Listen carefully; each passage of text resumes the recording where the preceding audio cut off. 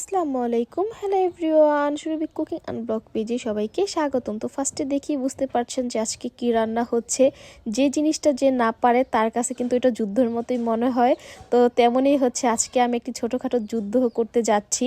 তো ফার্স্টে হচ্ছে কিছু মুরগির মাংস নিয়ে নিচ্ছি, তার মধ্যে দিয়েছি কিছু পেঁয়াজ কুচি, দিয়ে দিচ্ছি আদা রসুন বাটা, তার মধ্যে দিয়ে দিব কিছু টক দই, দিয়ে দিব টমেটো সস, নিয়ে নিচ্ছে একটা রেডি মিক্স হচ্ছে কাচ্চি বিরিয়ানির মশলা, তার মধ্যে দিয়ে দিব কিছু আলু বোখরা, দিয়ে দিচ্ছি কিশমিশ, দিয়ে দিব হচ্ছে মাওয়া, এখন এর মধ্যে দিয়ে দিব কিছু ঘি, এখন দিয়ে দিব হচ্ছে পেঁয়াজ বেরেস্তাটা, দিয়ে দিচ্ছি লবণ আর হলো বেরেস্তা করার তেলটা।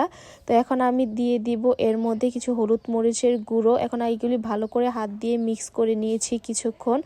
এখন এটা কিছুক্ষণ আমি রেস্টে রেখে দিব। দিয়ে দিচ্ছি কিছু কাঁচা মরিচের হচ্ছে ফালি। এখন এটা আমি একটু হালকা কষি নিয়েছি, যেন মশলাটার ভিতরে যেন মানে ভালো করে আর কি মশলাটা ঢুকে মাংসের ভিতরে, এই জন্য হচ্ছে আমি একটু কষিয়ে নিয়েছি। এখন চলে যাব হচ্ছে দ্বিতীয় স্টেপে। নিয়ে নিয়েছি কাচ্চি বিরিয়ানির চাল, এটা হচ্ছে যে কোনো মুদির দোকানে হচ্ছে পাওয়া যাবে। তো আমি হচ্ছে 1 প্যাকেট চাল হচ্ছে কিনে নিয়ে আসছিলাম।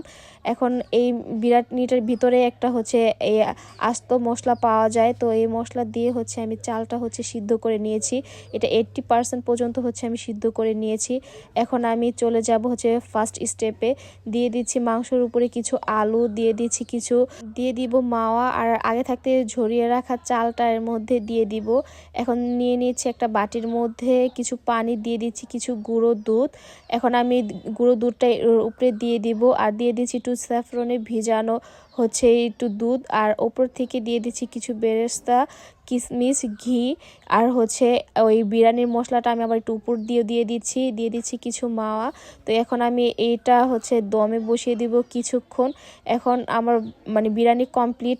তো ফার্স্ট টাইম বানাইছি বলে কথা ততটাও খারাপ হয় নাই। তো কেমন হয়েছে আপনারা একটু কমেন্ট করে জানাবেন।